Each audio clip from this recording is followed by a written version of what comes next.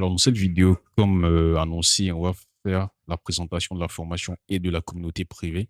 Parce que, comme vous le savez, en fondamental, c'est compliqué parce que on peut avoir les bases, les connaissances théoriques, mais c'est compliqué de mettre ça en pratique. Vous voyez, donc j'ai décidé en parallèle de la formation de créer une communauté privée que je vais présenter dans un deuxième temps. Et donc, tout de suite, on commence avec la formation. Quand on rentre dans la formation, il y a plusieurs modules. Alors, j'ai même pas compté, hein, il y a un, 2, 3, 4, 5, 6, 7, 8, 9.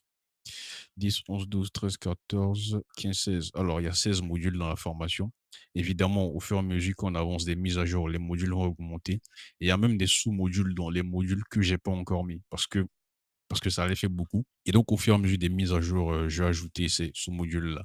Donc, on commence avec le module bienvenue. Dans le module bienvenue, je présente un peu comment est-ce qu'on doit suivre la formation et je parle aussi de la communauté privée.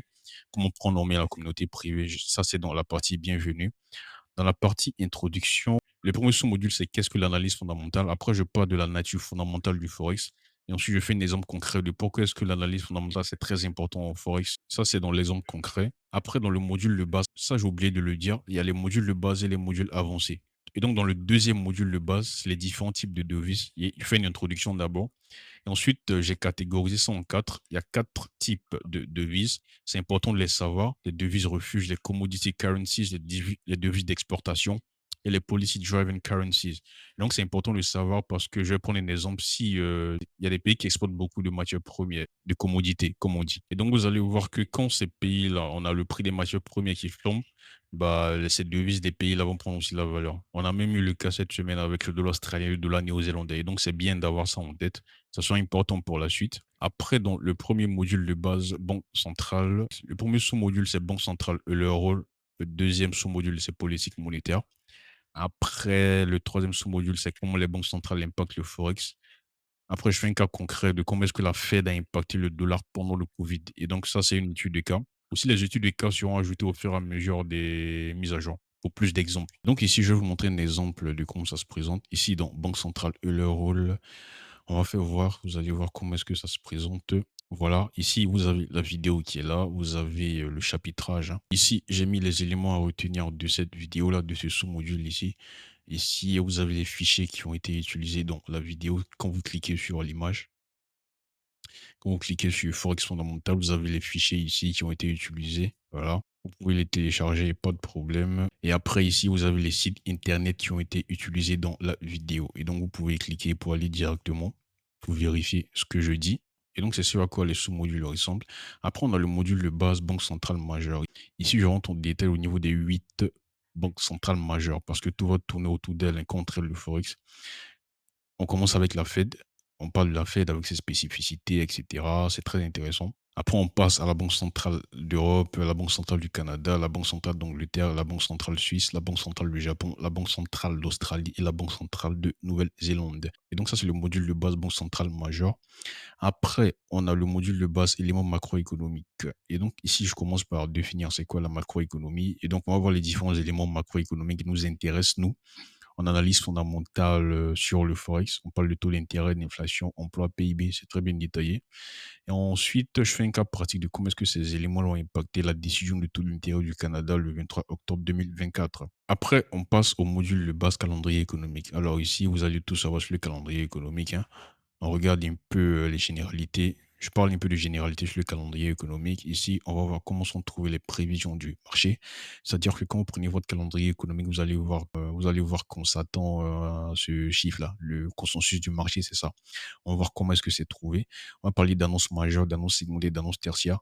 Vous savez, moi, aussi, le trading au quotidien, c'est ça, hein, c'est le trading des annonces économiques. Et donc, c'est quelque chose que je maîtrise à fond. Et donc, je vais vous montrer les annonces majeures qui font bouger le marché, les annonces secondaires, les annonces tertiaires aussi. Ça sera très intéressant. On va vraiment détailler ça parce qu'il y a des éléments dans le calendrier économique, voilà, généralement les traders ignorent, ils ne savent pas et tout. Donc, on détaille ça très bien. Après, on parle de comment est-ce qu'on interprète une annonce économique. Ça sera aussi très intéressant. Après, dans le module de base corrélation, on va commencer par la base, c'est les obligations et le rendement. Voilà. Après, ça, c'est la base à connaître. Après, on va parler du benchmark bond yield ou les rendements de référence et le yen japonais. Il y a une corrélation entre les deux.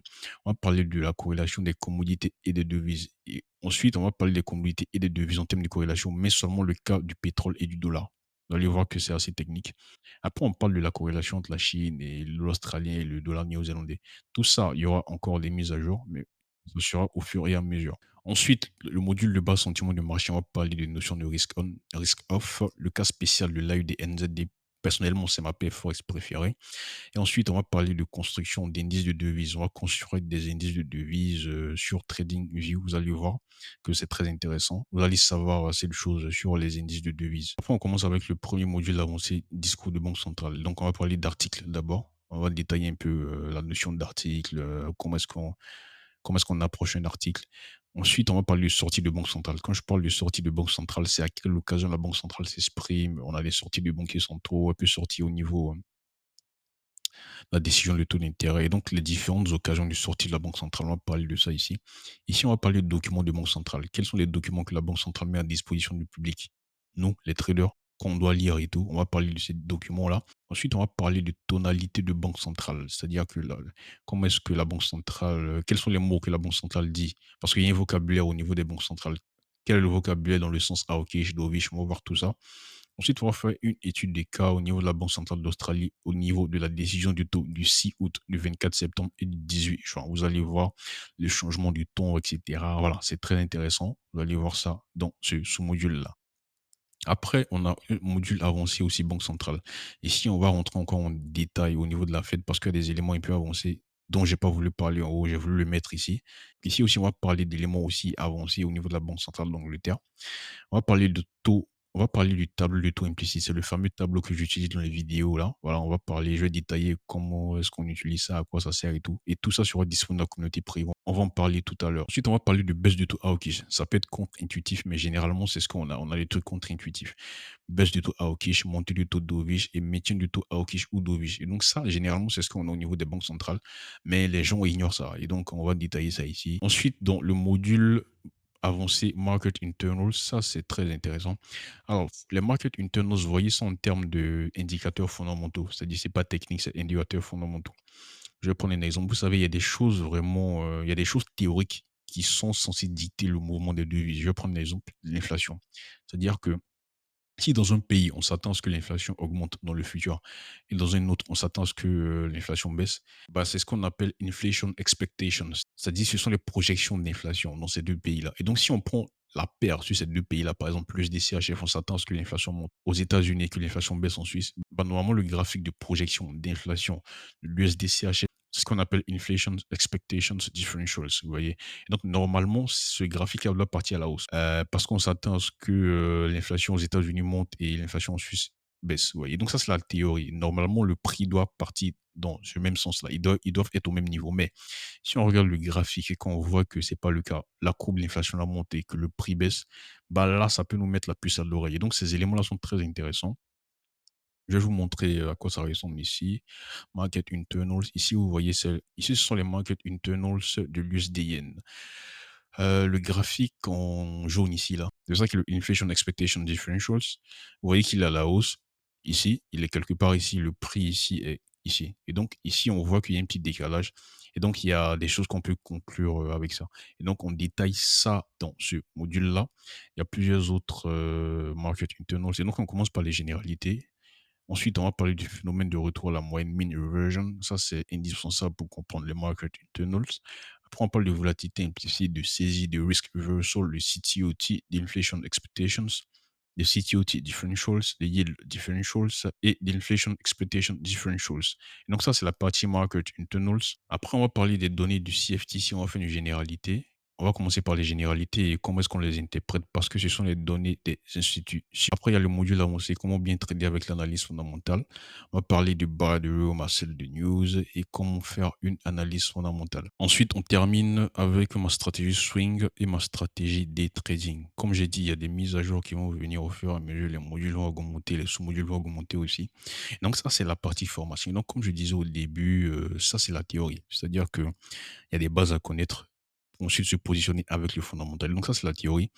C'est d'ailleurs le gros problème avec l'analyse fondamentale. Et donc, j'ai voulu mettre en place une communauté privée en parallèle de ça, dans laquelle les membres vont me suivre, comment est-ce que je fais au quotidien et tout. et donc au fur et à mesure de s'imprégner des bonnes habitudes et d'être indépendant. Et donc la formation, le prix de lancement sera à 130 €. Voilà, au fur et à mesure qu'on aura des mises à jour et tout, le prix va augmenter bien évidemment, mais le prix de lancement sera à 130 €.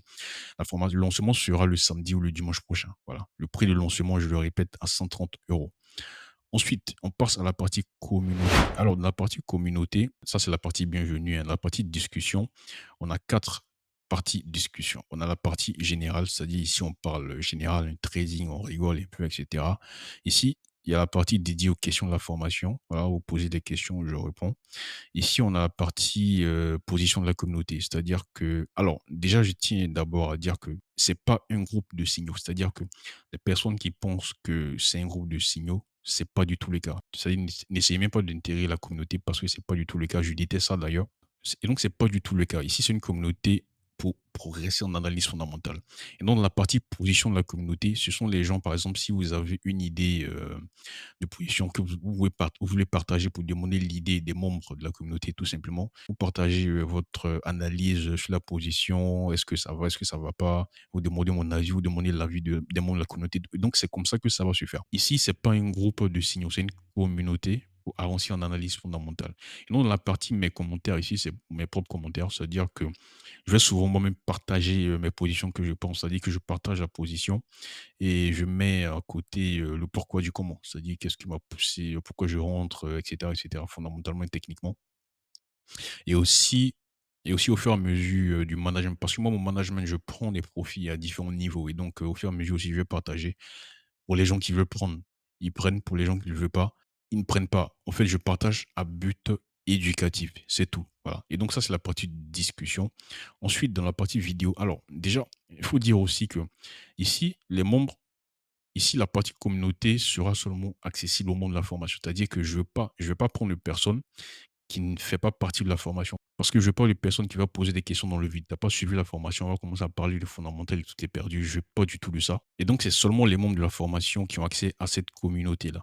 Ensuite, la communauté, pour les membres de la formation, elle sera gratuite pendant 6 mois. C'est-à-dire pendant 6 mois, c'est gratuit. Mais dans la partie vidéo, après les 6 mois, il y aura un abonnement de 30 € par mois. Pourquoi? Parce que ça, en fait, la partie vidéo, c'est un service en plus. Je suis pas obligé de faire ça. Parce que dans la partie vidéo générale ici, c'est chaque jour, chaque matin, par exemple, parce que moi, je fais mes analyses chaque matin, je regarde un peu ce qui s'est passé la nuit, les annonces et tout. Ensuite, qu'est-ce qu'on aura durant cette journée et tout. Donc, je fais mon analyse et puis je suis assis. Voilà. S'il y a des opportunités et tout, voilà, j'attends et voilà. Et donc après ça, je fais la vidéo pour présenter un peu, la mise à jour quoi. Qu'est-ce qu'on a eu durant la nuit, durant la session asiatique, qu'est-ce qui s'est passé fondamentalement et cetera, risk off, risk on, qu'est-ce qu'on aura durant la journée, à quoi on doit s'attendre et tout. Et donc ça, c'est la partie vidéo générale, je suis pas obligé de faire ça. Ça, c'est un service en plus. Et donc dans la partie analyse événements ici, j'analyse, ici c'est mon style de trading au quotidien. Au quotidien, ce sont moi je trade les annonces économiques, du trading d'événements risqués. J'en ai parlé un peu ici dans cette vidéo-là, trading annonce économique. Et donc, dans la partie analyse événements, je vais juste mettre souvent certaines analyses que je fais parce que la formation, c'est pas une formation pour trader les annonces économiques, non. Mais les analyses que je fais, ça, c'est utile au fait. C'est formateur. Vous voyez, donc, je me sens obligé de mettre ça ici parce que c'est formateur, justement. C'est pour faire avancer le niveau en fondamental, vous voyez. Donc, je vais vous montrer des exemples ici. Et donc, ça, c'est ce genre d'études-là que je fais avec les chiffres. Je mets les chiffres que j'attends. Ça, c'est avant les chiffres. Ça, c'est avant l'événement. Ça, c'était les chiffres d'emploi en Australie. Avant l'événement, je mets le scénario, les paires que je compterai d'ici. Il y a ce scénario-là qui se passe, etc. C'est en fonction des chiffres et tout. Et donc, je fais la vidéo. Je la mets ici, analyse événement, voilà. Et ensuite, les membres regardent comment ça se passe et tout. Ensuite, ils peuvent se positionner aussi, il n'y a pas de problème. Mais moi, je le fais à titre éducatif. Et donc, après 6 mois, les membres qui veulent toujours avoir accès à la partie vidéo vont maintenant payer 30 € comme abonnement. Parce que ça, c'est un plus. Je suis pas obligé de le faire ça. Voilà. Sinon, vous pouvez continuer simplement. C'est-à-dire qu'après les 6 mois, si vous voulez juste continuer simplement, il n'y a pas de problème. C'est juste que vous n'avez plus accès à la partie vidéo. C'est tout. Sinon, tout le reste, c'est accessible. Et donc, ensuite, dans la partie recherche, ici, je mets des articles. Vous savez, il y a des articles qui ne sont pas accessibles comme ça. C'est-à-dire que tu es forcément obligé d'avoir des contacts dans le milieu pour avoir accès à ces articles-là. Et donc, généralement, c'est ce que je vais mettre ici, hein. Par exemple, ce dernier article que j'ai mis ici, c'est un article de Danske Bank. Donc ici, par exemple, ils ont fait un article sur les élections et puis ils ont donné un peu l'idée sur les différentes paires qu'ils peuvent, favoriser en fonction des scénarios qui vont se passer, vous voyez? Donc ici, par exemple, ils disent qu'ils favorisent l'USD Yen à la baisse, s'il y a le scénario tel qui se passe, vous voyez? Donc ce genre d'articles-là seront mis ici dans la partie articles. Alors, faut dire aussi qu'ils sont en anglais. C'est un peu ça aussi, une des barrières fondamentales, c'est que tout en anglais. Ça a pas grand-chose à faire avec ça, on s'habitue et voilà, on avance. Ensuite, dans la partie données ici, c'est là que les données sont. Ici, c'est le saisie. Ici, tout est sur un graphique. On a le saisie, de l'euro, l'USD, de l'Australie, de la Suisse, et cetera. Et donc, quand vous regardez ça, vous savez automatiquement, quoi acheter, quoi vendre. Et donc, c'est pour ça que tout est sur un graphique. Sinon, si vous voulez ça individuellement, il y a pas de problème, vous me le demandez, je le mets dans le canal, tout simplement. Et donc ici, ce sont les données du CFTC. On me demande ça à chaque fois dans les commentaires des vidéos. Voilà, ils sont disponibles ici dans la communauté. Eux, ils sont mis à jour chaque semaine. Après, on a la partie volatilité implicite. Ça, c'est la volatilité implicite du GBP Yen. Ici aussi, c'est chaque matin que je mets à jour. C'est-à-dire que je vais mettre certaines paires. Si vous voulez, s'il y a des paires qui manquent, s'il y a une paire que vous voulez regarder la volatilité implicite qui n'est pas dans ce que j'ai mis, vous me demandez juste et je la mets tout simplement. Et donc ça, c'est la partie volatilité implicite. La partie market internal, ça, ce sont les market internal de l'USD Yen. Donc aussi, voilà, chaque matin, je mets ça ici. S'il y a des paires que vous voulez, les market internal qui ne sont pas dans ce que j'ai mis, vous me demandez juste et je l'upload dans le canal. Ensuite, on a le sondage du marché, par exemple. Après, parce que moi, je me sers de ça pour faire mes analyses dans la partie vidéo, voilà, des annonces économiques pour trader. Par exemple, ça, ce sont les données, les sondages du marché au niveau des chiffres d'emploi du Canada qu'on a eu le vendredi soir. Ça, ce sont les sondages du marché au niveau du taux de chômage. Voilà, JP Morgan a prédit 6,4, voilà, les différents acteurs du marché, quoi. Et donc je mets ça ici. Pour les analyses dont je vais mettre la vidéo, je mets ça ici dans la partie sondage du marché. Sinon, vous pouvez juste me demander, je mets ça aussi pour les différentes données économiques. Il y a pas de problème. Ensuite, dans la partie banque centrale, il y a les discours. Voilà, ici, j'ai voulu personnaliser ça un peu. Je vais vous montrer à quoi ça ressemble ici, voilà. Par exemple, ça, ce sont les paroles qui sont sorties la semaine passée de la Banque centrale, du Canada. Et donc les discours et tout, c'est disponible dans la partie discours. La partie rapport, je mets tout ce qui est rapport de banque centrale et tout. Si on a fini de faire une réunion de banque centrale et la décision du taux, le compte rendu et tout est là. Ensuite, dans la partie taux d'intérêt, ce sont les tableaux que j'utilise dans les vidéos. Voilà, ils sont mis à jour aussi chaque jour, ou plusieurs fois dans la journée même. Parce qu'après un gros événement économique, tout peut changer. Et donc, dans la même journée. Et donc ça aussi, c'est mis à jour quotidiennement. Et donc, ça, c'est la communauté privée. Et donc, comme j'ai dit, c'est accessible seulement pour les membres de la formation. Après 6 mois, la partie vidéo sera réservée aux personnes qui vont prendre un abonnement. Voilà, tout simplement. Et donc, j'espère que cette vidéo était assez claire. La formation, le lancement, c'est le samedi ou le dimanche prochain. Le prix de lancement de la formation, 130 €. La communauté accessible seulement pour les membres de la formation. La partie vidéo sera pendant 6 mois, c'est gratuit, mais la partie vidéo sera accessible après 6 mois pour les personnes qui vont prendre un abonnement de 30 €. Et donc, j'espère que cette vidéo était assez claire. S'il y a des questions, laisse-les en commentaire et on se dit à très bientôt.